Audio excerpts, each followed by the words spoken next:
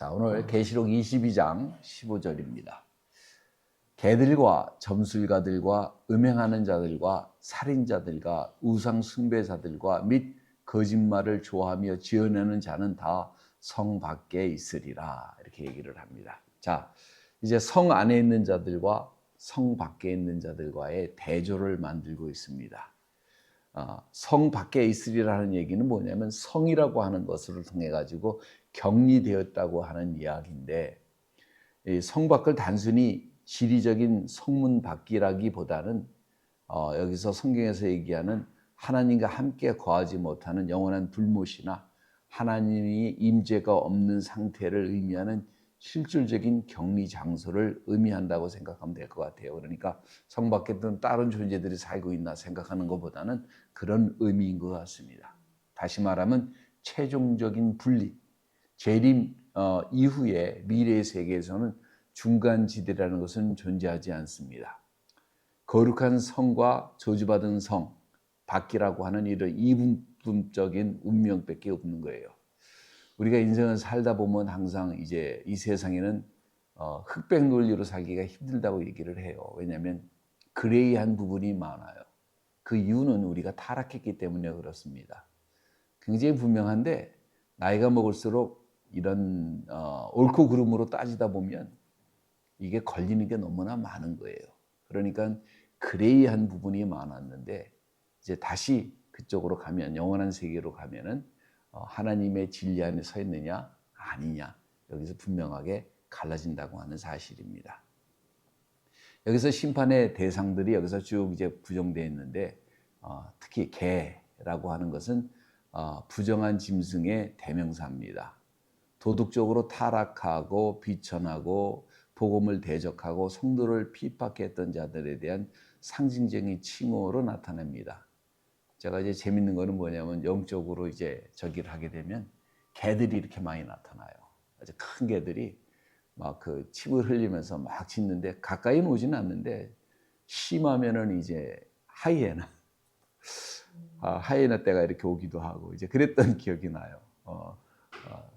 자, 여기서 또 보면 계속해서 나타납니다. 점술가, 음행, 살인, 우상숭배. 여기서 보면은 뭐 이렇게 점을 보고 이렇게 하는 게 별로 뭐 이렇게 나쁜 건가라고 생각할 수가 있는데, 하나님을 부정하는 모든 미신적인 체계, 이게 뭐냐면 다 아주 안 좋은 거라고 하는 사실입니다. 음행도 어떤 여기서 얘기하는 것은 영적인 음행을 말하는 것 같아요. 살인, 우상숭배, 이는 대환난 기간 동안에 적그리스도의 체제 안에서 만연했던 죄악들을 다시 한번 열거합니다. 다시 한번 마지막 세대에 나타났던 모든 죄악들은요, 우리가 그동안 가지고 있었던 죄악들이 아주 크게 형상화되고 극대화되고 모든 사람들이 즐기면서 행했던 일들일 것입니다. 이들은 끝내 회개하지 않고 짐승의 통치에 가담했던 자들이 이들이 당해야 될 미래의 결과를 한마디로 얘기를 해주는 거예요. 그러니까 우리가 하나 조심해야 되는 것이 뭐냐면, 문화유산이라고 하는 것도 사실은 뭐냐면 다 미신적인 게, 세계 문화유산은 거의 다가 미신이 많습니다. 기독교의 문화유산이라고 하는 것도 캐톨릭에서 얘기하는 거 보면 거의 다 미신이에요. 성의 뭐 해가지고 영화도 나오고 모르는 사람들은 거기에 감동받잖아요. 예수님이 오시니까 옷 붙잡으면 뭐 병이 낫는다 생각을 하고, 이게 다 미신입니다. 이게 심하게 가다 보면 베드로의 유골이다, 뼈다, 그래가지고 지금 모시고 있는 것도 있어요. 그게 이런 게 아니에요. 문화유산이 절대로 다 미신입니다. 미신. 예. 우리는요, 왜 모세를 하나님이 시체도 못 찾게 거두신 줄 아시죠? 왜냐하면 모세가 만약에 죽은 채로 있었으면 아마 이 인간들이 또 모세를 우상화해가지고 섬겼을 거예요. 모세가 만들었던 그 지팡이를 있잖아요. 그 노뱀을 이스라엘의 그 개혁을 했던 그 왕 전까지 그것을 우상 숭배를 했던 것이 사람이에요. 그러니까 사람은요, 뭐든지 이렇게 믿음이 굉장히 뭐냐면 무식한 게 아니라 굉장히 고귀한 그 이유 중에 뭐냐면은 이런 거를 다 안 보고도 이런 거를 의지하지 않고도 내가 하나님의 존재를 내가 믿음으로 알고 그분만을 의지하는 거예요. 근데 그분은 우리의 형상으로 만들어낼 수 있는 존재가 아니라는 사실입니다. 그러니까 어떤 인간이 생각하고 상상해서 만드는 우상을 인간은 이상하게 자기 손으로 만들어 놓고 그 앞에 절을 하는 걸 되게 좋아해요. 지가 하나님인데 지가 만들었으니까 지가 하나님 아니에요. 그 우상이 하나님이잖아. 근데 그 우상을 갖다 놓고 절을 합니다. 그리고 거기를 의지해요. 성모 마리아 상을 갖다 놓고 그걸 한번 만지는 거. 그 어머니와 그 아들의 모태 신앙은요. 그 아이를 안고 있는 그 신앙은요. 사실은 다무스의 신앙인데 그것도 다 바벨론 신앙이에요. 다. 그러니까 이게 인간의 어리석음과 불신앙이 초래한 것이 바로 이런 우상 숭배인 것입니다. 그러니까 거짓말을 좋아하며 지어내는 자들. 자, 진리이신 그리스도를 거부하고 거짓 아비인 적그리스도의 미혹을 따라짠 자들의 본질적인 특징입니다. 모든 거짓은요, 사단에게서부터 나와요. 사단은 거짓의 아비예요. 그래서 저는 이제 그 도산 안창호 선생의 말처럼 꿈에서라도 거짓말을 하면 안 됩니다. 크리스찬들이 특히 남을 음해하기 위해서 말을 만들어내거나 제가 너무 많이 당해서 아는데 남을 음해하기 위해서 만들어내거나 내가 싫다고 그런 말을 만들어가지고 공격하는 행위는 정말 악한 겁니다. 그 나쁜 거예요. 예. 자, 이 목록이 단순한 죄의 어떤 죄를 나열하는 것이 아니라 그런 상태로 살아서 굳어진 자들의 최종적인 모습이 그대로 각인된 것입니다. 이들은 거룩한 상에 들어갈 성품과 자격을 갖추지 못한 거죠, 한마디로. 근데 사실 우리가 갖춰서 안으로 들어간 것도 아니에요. 우리는 은혜로 들어간 거지. 은혜로 들어간 거죠. 자, 15절은 무엇을 얘기하냐면 공의로운 심판이 확증되는 것입니다.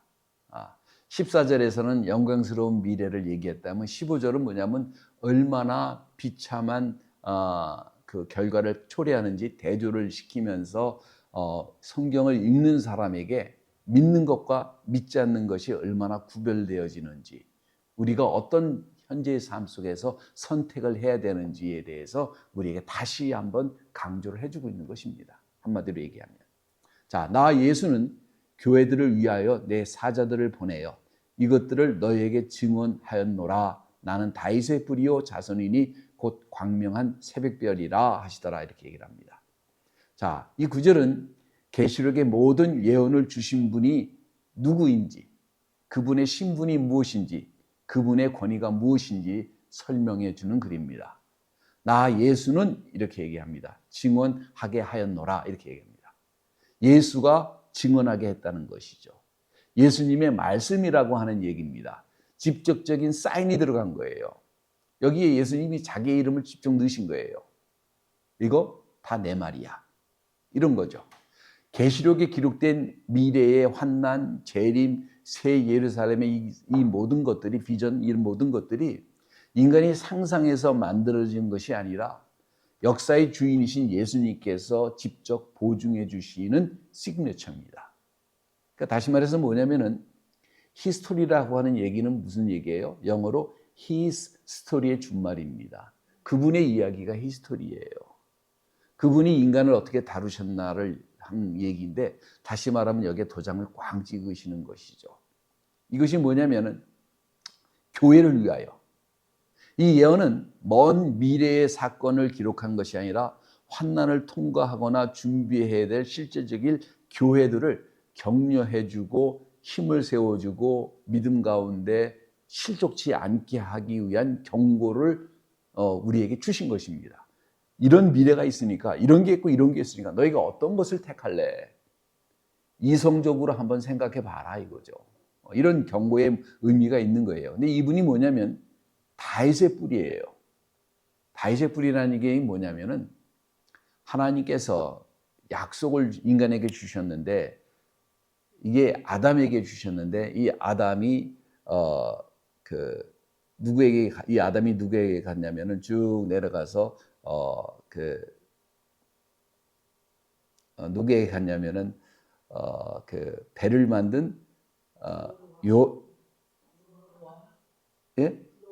노아한테 갔고 노아한테 갔다가 이것이 누구한테 갔냐면 아브라함한테 갔고 아브라함한테 이삭한테 갔고 아브라함 아들이 많습니다. 아브라함 아들 중에 이삭한테 갔고 이삭의 아들 중에 야곱한테 갔고 야곱 중에서 누구한테 갔냐면은 유다한테 갔습니다. 근데 유다한테 가다가 이것이 누구한테 갔냐면 다윗에게 가요. 다윗이 순종하는 모습을 보시고 하나님이 다윗에게 약속을 주셔서 다윗의 후손이라고 얘기를 합니다. 그래서 여러분이 성경을 보면은 마태복음 1장에서 보면은 그 뿌리가 그 이스라엘 사람들을 위한 성경이기 때문에 그 뿌리가 어떻게 올라가냐면은 다윗에 올라가고 그 다음에 아브라함에서 끝나요. 근데 누가복음은 온 세계 사람들을 그릭 사람들 하나님이 없다고 교육받은 사람들에게 그 기록을 한 거기 때문에 이것이 똑같이 다윗에서 아브라함에서 누구한테 올라가요? 아담에게까지 올라가는 이유가 여기 있는 것입니다. 이 언약이 성취됐다고 하는 얘기예요. 그리고 예수님이 다윗의 후손으로 오셔가지고 이 땅에 다윗의 왕자를 재건하시고 통치하시는 메시아라고 하는 것을 확증합니다. 그러니까 이스라엘 사람들이 지금 누굴 기다리는 거예요? 이걸 기다린 거예요. 그렇기 때문에 예수님이 보면은 왕자로 다스리고 재건하고 그렇게 로마 제국을 무너뜨리고 했어야 되는데 그걸 못했기 때문에 예수님은 메시아가 아니라고 생각을 합니다. 근데 그것이 성경을 이해하지 못한 데서 온 무지의 소산입니다. 왜냐하면 성경에서 이사야서에서 보면요 1장에서부터 40장까지는 예수님이 왕으로 오시는 예수님을 그리고 있어요. 근데 이사야서에서 보면은 41장에서부터 66장까지 보면 종으로 오시는 예수님을 그리고 있어요. 특별하게 이사야서 53장에서 보면 예수님이 어떤 모습으로 왔고 인간에게 어떤 대접을 받고 어떻게 죽으실 것이고 어떻게 조롱당하실 것인지까지 정확하게 나와 있습니다.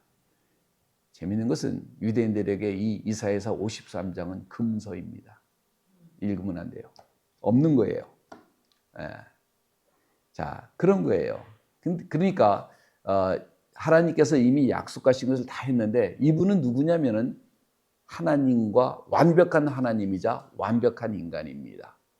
자, 이분의 근본적인 뿌리는 창조주이시지만은 그분은 누구의 후손이에요? 인간의 약속의 후손입니다. 이게 굉장히 큰 신비예요. 한번 생각해 보세요. 안에 어린아이가 있고 어른이 있어. 그럼 여러분이 할 때 어린아이의 모습이 드러나겠어요? 안 드러나겠어요? 절대로 안 드러나죠. 어린아이들은 뭐예요? 우유 줘, 밥 줘, 뭐 맨날 이런 소리나 하는 거고 어른은 뭐냐면 절제하고 통제할 줄 알잖아요. 자, 하나님이라고 하는 본성이 있고 인간의 본성이 있어요. 근데 그분은 이게 두 개가 공존한다는 게 있을 수가 없는 얘기인데 이게 신비입니다. 이게 존재하는 거예요, 같이. 예수 그리스도 안에는. 그래서 뭐냐면 신성과 인성이 결합된 건데 이거는 엄청난 신비이고 인간의 머리로는 이해할 수가 없는 일입니다. 삼위일체 이해할 수 없는 거예요. 우리가 나름대로 설명하기도 하고 아주 유명한 선교사가 어떤 선교사님이 삼위일체를 그 중동에 있는 사람들한테 선교하기 위해서 설명한 그것이 있는데 그게 제일 바른 거라고 지금 신학자들 사이에서 이제 인정을 받았는데 그것도 완전한 게 아니에요. 그냥 그렇다는 거지.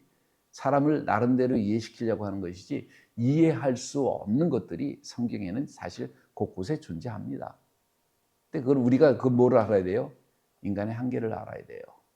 우리는 그냥 3차원인데 4차원 세계를 조금씩 맛보는 존재에 불과해요. 그렇기 때문에 우리가 이해할 수 있는 게 굉장히 제한적인 것입니다. 만약에 2차원에 있는 존재들이 3차원 세계를 아무리 설명하고 아무리 자기 나름대로 그 물리학을 갖다가 물리학이라고 하는 것은 인간의 근본적인 것을 연구하는 학문이니까 아무리 얘기를 해도 얘기가 되겠어요? 3차원 사람들이 보면은 이거 참 자식 참 귀엽네 이 생각밖에 안 들 거예요. 그게 마찬가지예요. 4차원에 있는 사람들이 3차원의 세계를 보면 어떻게 생각하겠어요? 아이고 저것들 참 열심히 노력하네 그러겠죠. 근데 세계는 몇 차원까지 있다고? 11차원까지 물리학에서 있다고 얘기를 합니다. 근데 그 세계를 창조하신 하나님께서 하시는 일을 우리가 다 이해 못한다? 난 이거 이해 못해요? 당연하지. 지가 뭔데 그걸 다 이해하려고 그래. 그러지 마세요. 내 한계를 알아야 됩니다. 하나님께서 당신이 누구신지 설명한 것처럼 우리도 우리의 한계를 이해하고 성경을 대하는 겸비한 태도가 필요합니다. 그래서 항상 제가 하는 얘기가 하나님은 높으신 데 계시기 때문에 우리가 위로 올려다봐야지 자꾸 내 수준에서 하나님이 뭐를 하셨나 어떻게 하셨나 왜 하셨나 따지면요 이거 피곤한 거예요. 답이 잘 안 나오죠. 자, 이분은 광명한 새벽별이라 이렇게 얘기를 합니다. 재림의 징조 같은 거죠. 새벽별은 밤이 가장 깊었을 때 뜨고 곧 아침이 온다는 것을 알리는 별이기도 합니다. 다시 말하면 뭐예요? 가장 어두울 때 우리 김영삼 대통령이 맨날 그 민주화 운동 한다면서 얘기한 내용인데 가장 어두운 게 새벽이 밝았다는 얘기죠. 다시 말하면 이 세상이 점점 타락하고 오염되고 영적으로 점점 어두워져 갈 때에 하나님께서 뭐냐면 나타나실 때가 가까웠다는 얘기입니다. 그러므로 이 구절은 확신과 소망을 주는 거예요.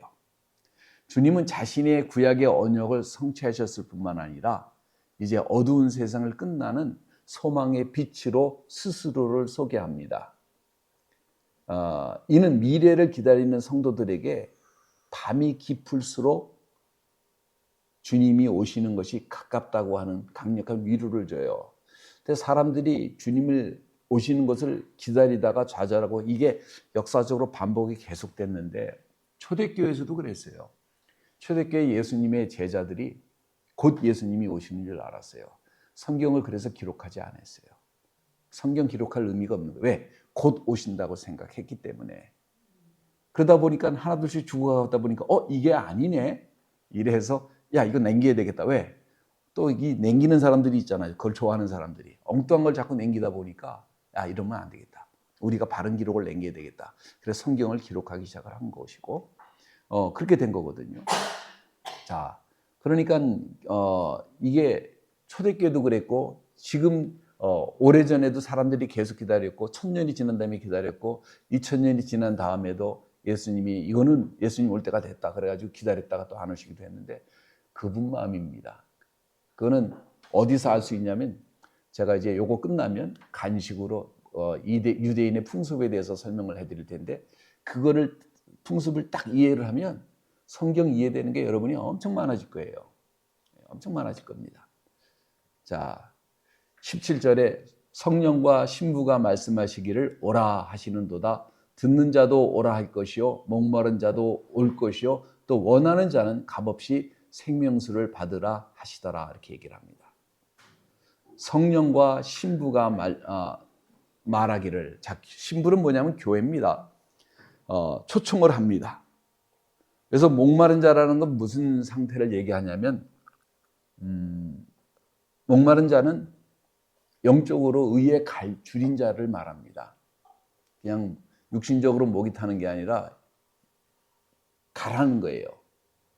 그러니까 하나님의 의와 하나님의 진리와 하나님을 생명의 근원 되시는 하나님을 만나고자 하는 강렬한 그런 원이 있는 사람들을 초대하는 것이죠. 취미생활로 교회를 다니거나 뭐 어떻게 교회를 첫 발을 다녔던지 그건 중요하지가 않아요. 근데 많은 분들이 거기서 끝나는 경우가 되게 많아요. 교회를 처음에 갔는데 가다 보니까 교회 생활에 익숙하게 되고 종교 언어에 익스포즈 되다 보니까 사용하게 되고 그러다 보니까 집사님 하셔야죠. 그럼 집사하고 그러다 보니까 집사에 들어가서 떠들어대고 이게 어떻게 되냐면 신앙이 있는 것을 착각을 하는 것입니다. 교회를 오래 다니면 뭐를 알아요? 누구는 어떻더라. 누구는 저랬더라.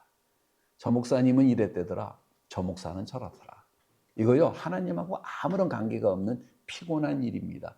이런 거 하려고 사람들이 모여있으면요 이거 정말로 피곤한 거예요. 이게 뭐냐면 사단의 소굴입니다. 이게 사단의 소굴이에요. 이 안에서 선한 것이 날 거라고 생각하세요? 그렇지 않습니다. 교회는요 이런 것이 아니라 내가 죄인인 것을 깨닫는 곳입니다. 내가 하나님 앞에 엄청난 죄인이구나. 그래서 내가 이 죄를 벗어나고 싶어하는 그 갈증이 있어야 돼요. 그래서 그 하나님께서 주시는 그 생수를 마시고 싶은, 내가 살고 싶은 그 의의 굶주린 그 사람이 거기에 대한 갈망하는 것이 있고 거기에 정말 올인하는 그런 모습을 가지고 있어야 되는 것입니다. 여러분, 갈증이 여러분 그렇게 오신 적이 있으세요?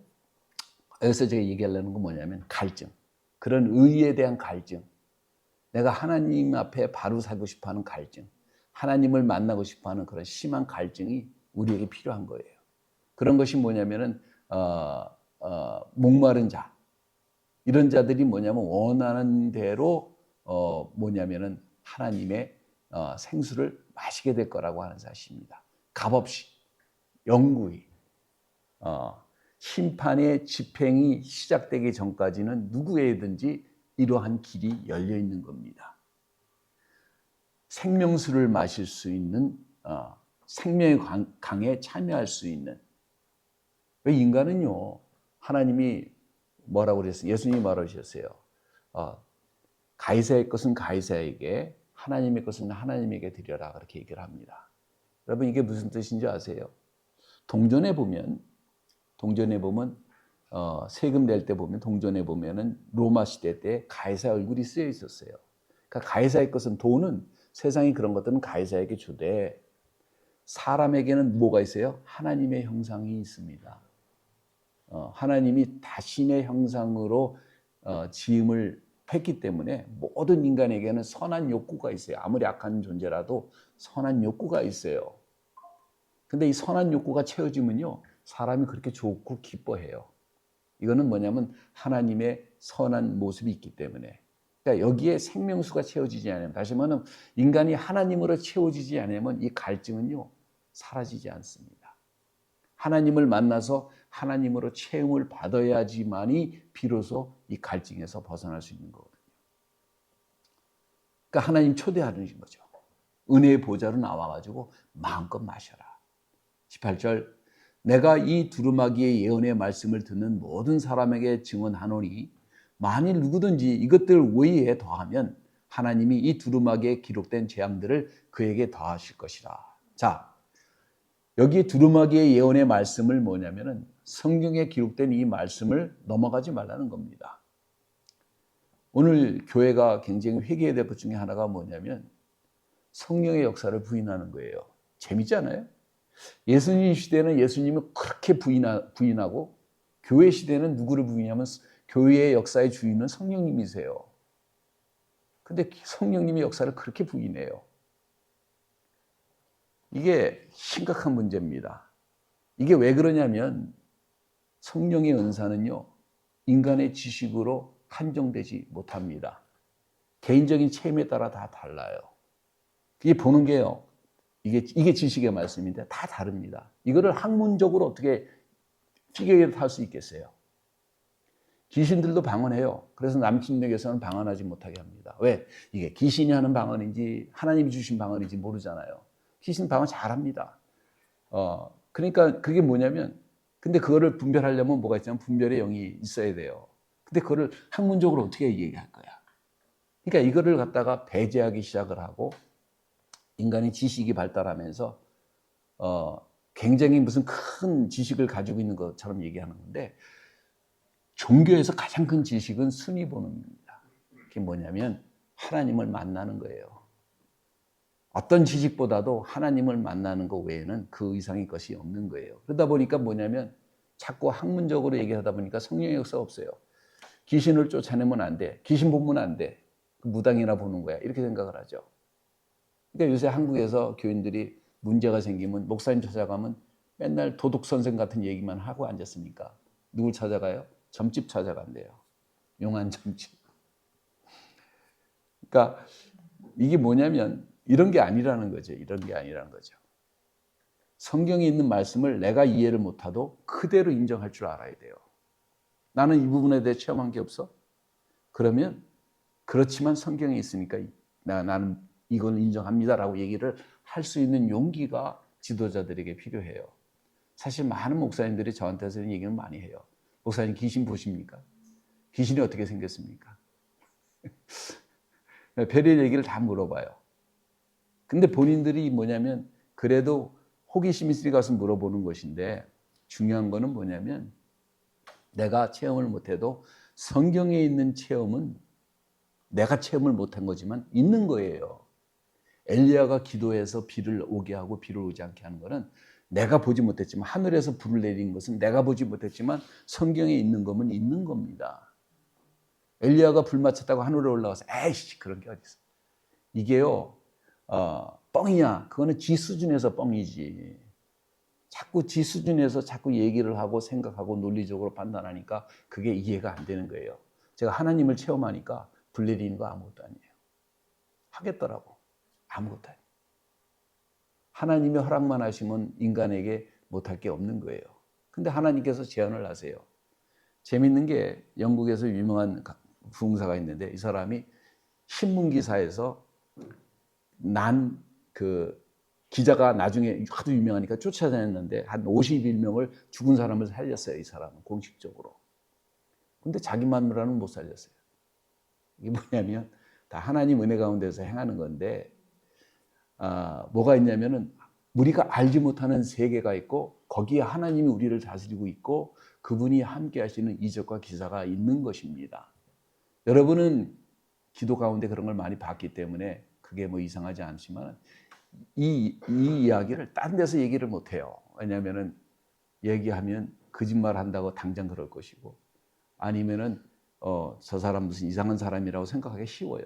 왜냐하면 그런 게 많으니까. 그래서 제가 이단 소리도 많이 들었습니다. 귀신 쫓는다 그래서 이단 소리도 많이 듣고 귀신 쫓는데 왜 이단인지 모르겠어요. 예수님도 이단인가? 모르겠어요.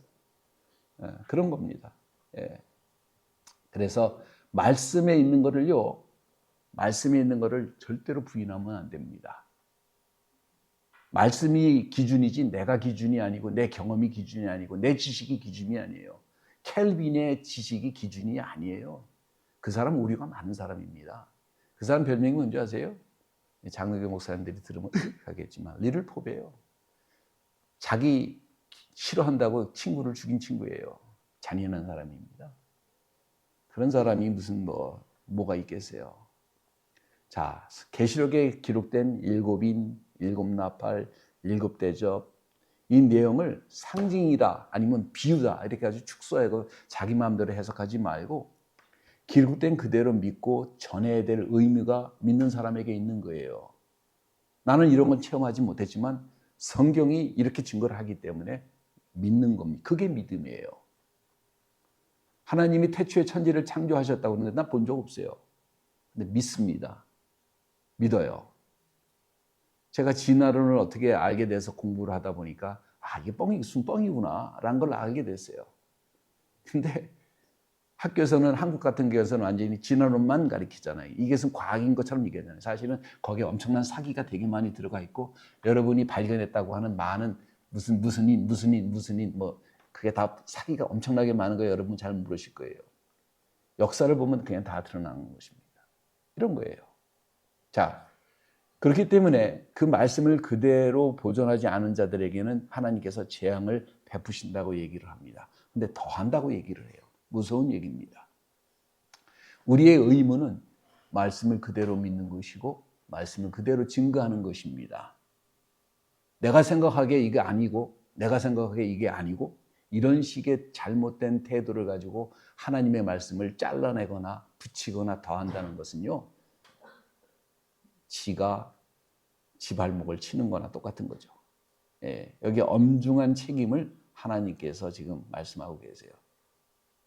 우리의 할 일은 정확하게 성경에서 얘기한 것이 말씀이 경계선이에요. 이 말씀을 넘어갈 필요도 없고 넘어가서도 안 되고 이 말씀을 축소해서도 안 됩니다. 하나님을 크게 얘기하려고 도마서에서 보면 예수님이 장난으로 어렸을 때 진흙을 만들어서 날렸더니 그게 새가 돼서 날아갔대. 여러분 장난으로 하나님이 어린아이들 마음으로 장난으로 천지를 창조하신 것이 아닙니다. 그러면 예수님이 크게 보여요? 그런 게 아니에요. 그런 게 아닙니다. 그러니까 성경에서 절대로 자기의 어떤 지식이나 어떤 저기를 가지고 넘어가거나 제한하거나 아니면 축소시키거나 과장시키는 행위도 믿음이 과해서 뻥을 쳐야 예수님이 더 크게 보인다고 생각해서 뻥을 치는 사람들이 많은데 그것도 또 잘못된 겁니다. 19절 만일 누구든지 이 두루마기의 예언의 말씀에서 제하여 버리면 하나님이 이 두루마기에 기록된 생명나무와 및 거룩한 성에 참여함을 제하여 버리시리라 이렇게 얘기를 합니다. 제하여 버리는 행위가 있다는 것이죠. 자, 요한계시록에 그런 많은 예언들이 있습니다.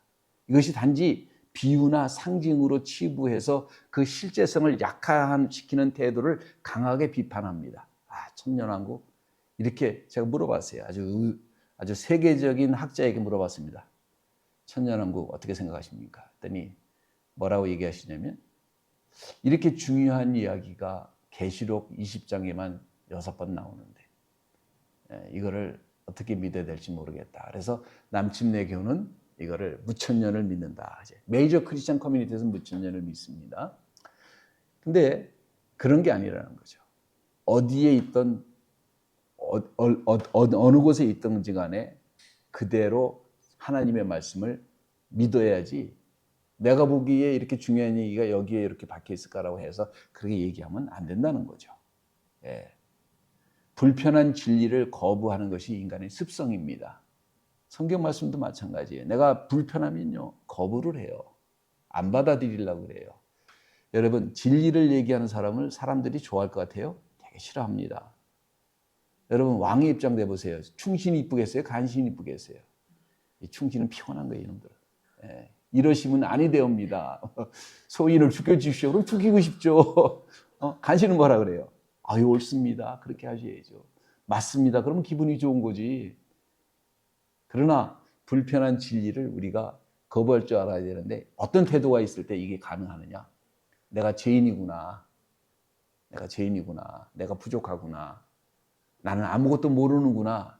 이러면 이게 받아지는데 나 공부 좀 했는데 나 이해를 했는데 나 PhD 받네. 여러분 이 PhD요. 동네 미국 목사들 다 PhD 한 장씩 가지고 있어요.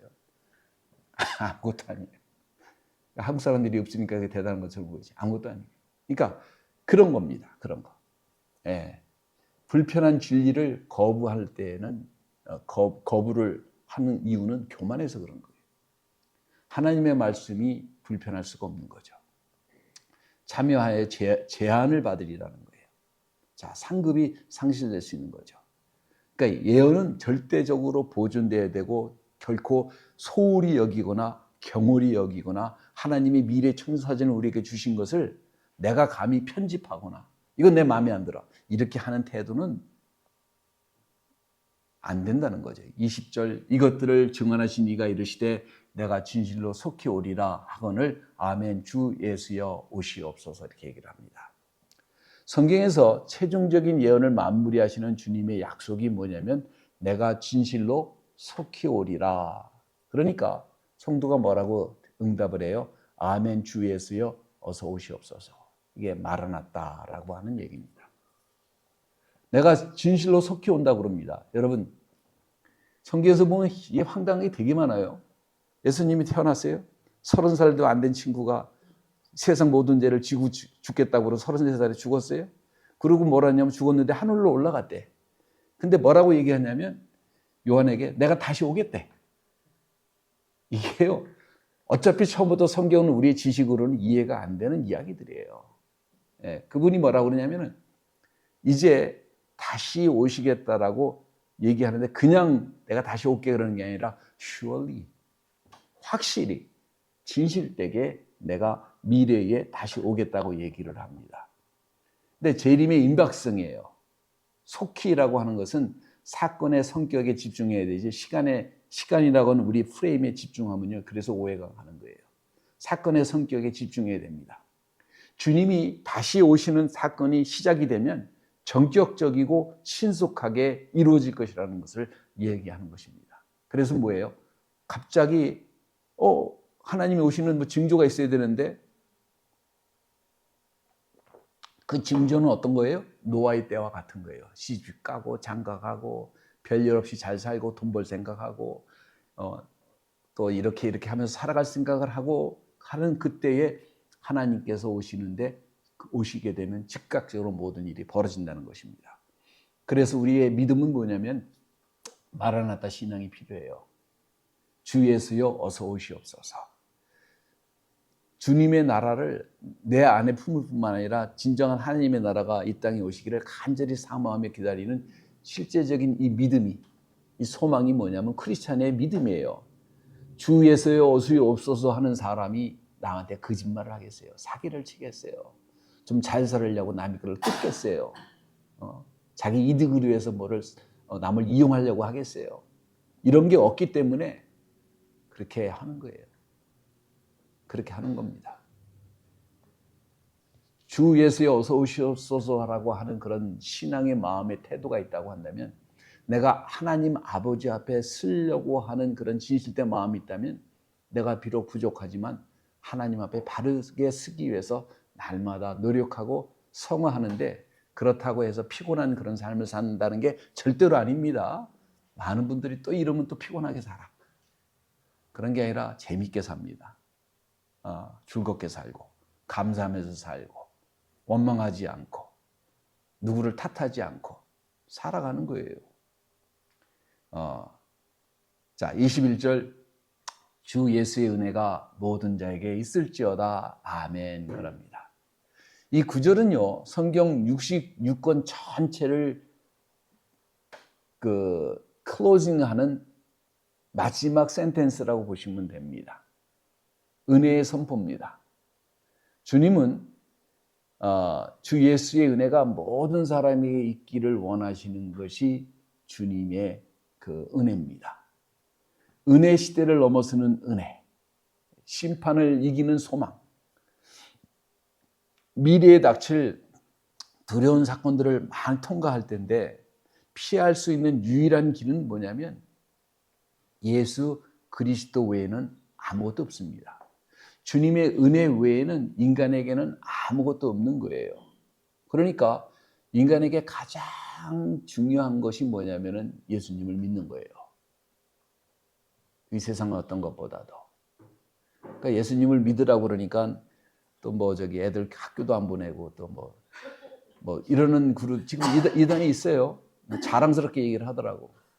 머리를 깎으면서 갑자기 목사님 얘기하면서 우리가 아이들을 안 보냈어요. 그래서 왜 학교를 안 보냈냐 그랬더니 예수님이 곧 오시는데 그게 무슨 소리예요? 나는 이단입니다 라고 이렇게 얘기하는 거예요. 그러면서 몰라요. 균형을 잘 가져야 됩니다. 예수님을 믿고 그 은혜를 사모하고 그렇게 하지만은 우리가 기쁘고 감사하고 즐거워하고 이게요 조건이 돼서 그런 게 아니에요. 내가 잘 살아서 잘 먹고 잘 살고 잘 나가서 그런 게 아니라 어떠한 환경에 처해 있든지 어떠한 상태에 있든지 우리가 의지를 가지고 기뻐하려고 하고 감사하려고 하고 찬송하고 그리고 그거를 다른 시각으로 자꾸 보는 거죠. 어떤 시각으로? 하늘의 시각으로. 이게 성도입니다. 교회 다니는 사람이 성도가 아니에요. 예수 믿는 사람이 성도입니다. 예수를 믿는 사람은요, 제가 항상 얘기하지만 생각이 바뀌어 있어야 돼요. 바인딩 되어 있어야 됩니다. 예수로 묶여 있어야 돼요. 예수로 묶여 있지 않는 것은 의미가 없는 겁니다. 이 은혜는 장차 새 예루살렘 성에 들어갈 자격을 주시는 하나님의 무조건적인 선물이고 마지막 때를 살아가는 성도들이 끝까지 견딜 수 있는 실제적인 능력입니다. 모든 자에게, 모든 성도에게, 모든 남은 자들에게 임할 축복이 바로 이거예요. 17절에 뭐냐면 하나님께서 뭐라고 초대하세요? 원하는 자는 오라고 그러시잖아요. 원하는 자는 오라고 그래요. 근데 사람들이 신기하게 진리를 기뻐하지 않는 것 같아요. 요한복음 3장에 있는 것처럼 예수님을 처음에는 굉장히 기뻐하는데 예수님을 믿기 시작하고 들어가면 뭐가 드러나기 시작해요? 자기의 오류가 드러나기 시작합니다. 자기의 문제가 드러나기 시작해요. 자기가 얼마나 죄인인지 빛에 가까이 가면 가까이 갈수록 드러날 게 많고 고칠 게 많아져요. 그럼 사람들이요, 재밌는 게 여기서 반항을 합니다. 싫어해요. 제가 깜짝 놀랐어요. 싫어합니다. 그러니까 저희가 빛보다 어둠을 더 사랑함으로 이거예요. 성경 말씀에. 빛을 사랑해요. 근데 빛보다 어둠을 더 사랑해. 왜? 어둠 속에 살아왔고 어둠이 익숙하고 어둠이 재밌어요. 남 얘기하면 재밌잖아요. 네, 재밌어요. 이상한 짓 하면 재밌잖아요. 마약 먹는 사람이 이런 얘기를 하는 거 보고 제가 깜짝 놀랐어요. 마약 안 먹는 사람은 불쌍하대. 그래서 왜 그래 했더니 이 좋은 걸 안 하고 어떻게 인생을 알 수 있냐고. 이게 그런 거예요. 빛보다 사람들이 어둠을 더 사랑하는 것이 문제입니다. 근데 그러니까 하나님이 초청을 해도 좋아도 좋은 줄 알아도 사람들이 안 가는 거예요. 안 가는 거죠. 그러나 진정으로 좋은 것을 알고 택한 자들에게는 정말 엄청난 대가가 있는 것인데 확정된 미래는 아멘이라고 하는 소리는 뭐예요? 아멘, 그대로 이루어질지어다 라고 하는 히브리 말입니다. 아멘. 이 마지막 단어를 통해서 요한계시록에 기록된 모든 미래의 타임라인, 재림, 심판, 천년왕국, 새 예루살렘, 이 모든 문자가 그대로 성취될 것을 도장을 꽝 짓는 거예요. 아멘, 그대로 될지어다. 그대로 될지어다. 이것이 뭐냐면 소망의 마침표이고 인류의 모든 창세기에 일어났던 3장에 일어났던 저주가 고난의 길을 통해서 그것으로 인해서 우리가 겪어왔던 모든 고난의 저주의 길이 마침내 끝나고 저주가 풀리고 하나님의 은혜가 승리하는 영광스러운 미래로 끝나는 것입니다. 이 구절을 통해서 성도들이 다가올 미래가 절대로 공포가 아니라 은혜 안에서의 승리라고 하는 것을 깨우쳐 주는 것입니다. 그래서 계시록은 그거예요. 믿는 자는 승리하는 것이다. 은혜 가운데 들어가는 것이다. 이것이 우리가 들어가는 길이고 이것이 여러분이 들어가는 길이고 이것이 예수 그리스도를 믿음으로 믿는 자들이 들어가는 확실한 보장의 길인 것입니다. 여러분 이 길에 스승 축복이 있기를 예수의 이름으로 축원합니다. 기도하겠습니다. 하나님 아버지 감사와 찬송과 영광과 존귀를 아버지 앞에 돌립니다.